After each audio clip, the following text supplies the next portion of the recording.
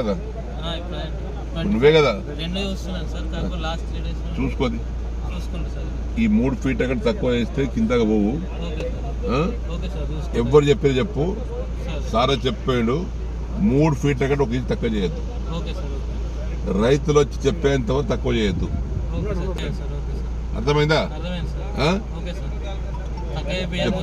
నేను ప్రత్యేకంగా అయిను ఓ సార్ అసలు అరిచిపోయి హైదరాబాద్ పోదామని తయారైనా.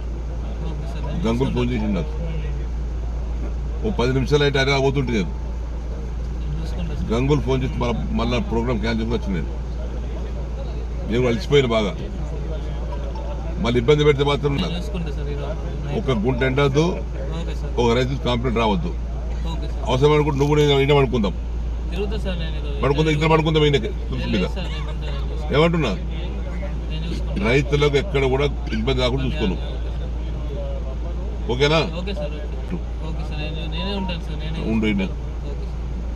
మల్లాపూరు, బైరాపూరు, బీర్పూరు ఇవన్నీ చెల్లు నిండాలి. ఆకిరాకడ దాకా పోవాలి. పెద్ద కాలం ఇది. 25 తర్వాత పెద్ద కాలం 26. 25 కాలం ప్రాబ్లం లేదు. ఒక పెద్ద చెరువు నీళ్ళు పోవాలని చెప్తే నాగారం పోతున్నాయి, కొల్లూరు పోతున్నాయి, ఇవాళ పోయొచ్చు నేను కృష్ణాపూర్ పోతున్నాయి. మరి మీ కాలకి ఇదే ప్రాబ్లం. అవునండి, 3 ఫీట్ల కాలం ఎత్తితే మళ్ళీ 200 ఫీట్ ఎవరు చేస్తున్నాడు? ఇది 110 ఫీట్ నీళ్ళు పోతాయా?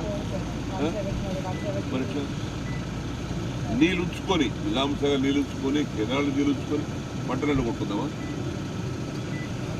పొద్దున మాట్లాడుతుందానే బట్ ఎక్కువ చేసినావా?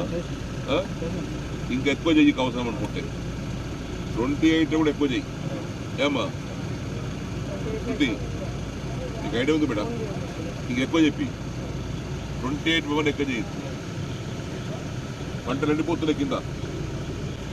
28/1 కింద ఉన్నటువంటి మొత్తం పొలాలన్నీ ఏ గుంట అంటే కూడా పాలించాలి మొత్తం. 28 మెంబర్ ఎక్కువ చేయను. ఎంత పెట్టి ఇప్పుడు నువ్వు ఇంకెక్కువ చెయ్యి.